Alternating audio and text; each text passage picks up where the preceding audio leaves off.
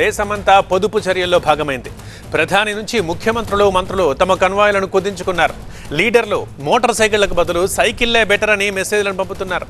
Oil పొదుపు దేశ భవితకు మలుపు అంటూ నినాదాలు ఇస్తున్నారు.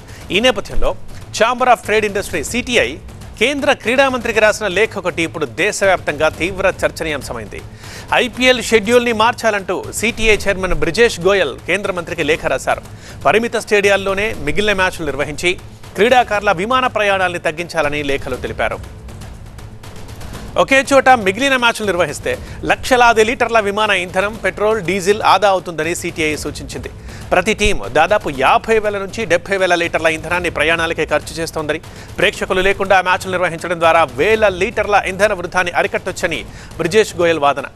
ప్రధాని మోదీ పిలుపు మేరకు పొదుపు చర్యల్ని ఐపీఎల్ నిర్వాహకులు పాటించాలని లేఖలో విన్నవించారు బ్రిజేష్. మరి మిగిలిన షెడ్యూల్ని ఒకే స్టేడియంలో నిర్వహించడం సాధ్యమా? ఈ దిశగా ఐపీఎల్ షెడ్యూల్ని కుదించడం సాధ్యమా అన్న చర్చ మొదలైంది దేశవ్యాప్తంగా. మా ప్రతినిధి నూర్ మరింత సమాచారం అందిస్తారు లైవ్లో. నూర్, ప్రస్తుత పరిస్థితులు ఏవైతే దేశవ్యాప్తంగా ఉన్నాయో దేశ ప్రధాని స్వయంగా విజ్ఞప్తి చేశారు. ఎక్కువగా ఇంధనం వాడకూడదు, ఇతర రంగాల్లో కూడా చాలా ఎక్కువగా అఫెక్ట్ అవుతుంది.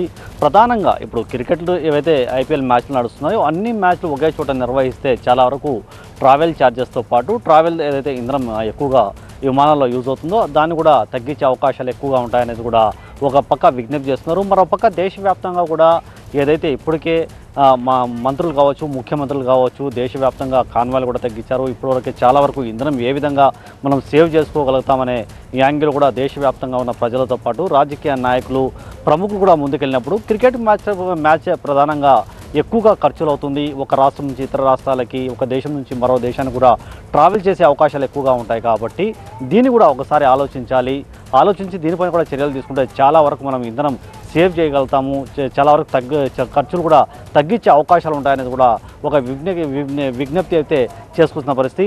దీనిపైన ఇంకా ఏ విధంగా రెస్పాండ్ అవుతుంది, ఏ విధంగా రాబోయే రోజుల్లో దీనిపైన నిర్ణయం తీసుకుంటారో వేచి చూడాలి. కానీ దేశవ్యాప్తంగా అయితే ఈ మ్యాచ్ల పైన కూడా ఒక నిర్ణయం తీసుకురావాలి, ఒకే చోట నిర్వహించాలనేది కూడా ఒక డిమాండ్ అయితే తీసుకొస్తున్న పరిస్థితి. మనం దేశవ్యాప్తంగా చూసుకుంటే అన్ని రాష్ట్రాల్లో ముఖ్యమంత్రులు కాన్వాయ్లు కూడా తగ్గించారు. ఇప్పటివరకే చాలా వరకు బస్సులో ట్రావెల్ చేస్తున్నారు. ఎక్కడైతే మెట్రో సిటీస్లో ఏదైతే మెట్రో రైలు ఉన్నాయో అక్కడ కూడా ప్రయాణికులు చాలా ఎక్కువగానే మెట్రోని యూజ్ చేస్తున్న పరిస్థితి. అలాంటి సమయంలో క్రికెట్ మ్యాచ్ని కూడా మనం ఒకే చోట కన్నా నిర్వహిస్తే చాలా వరకు మనకు లాభపరిచే అవకాశాలు ఉంటాయి. నరేంద్ర మోదీ ఏదైతే పిలుపునిచ్చారో దానికి పూర్తిగా దేశవ్యాప్తంగా ఒకే చోట వచ్చినట్టు అవుతుందని కూడా ఒక విజ్ఞప్తి చేస్తున్న పరిస్థితి. ఈ మొత్తం వ్యవహారం పైన కూడా ఇప్పుడు సంబంధిత అధికారులు, సంబంధిత శాఖలు ఏ విధంగా రెస్పాండ్ అవుతాయో వేచి చూడాలి. రైట్ నూర్.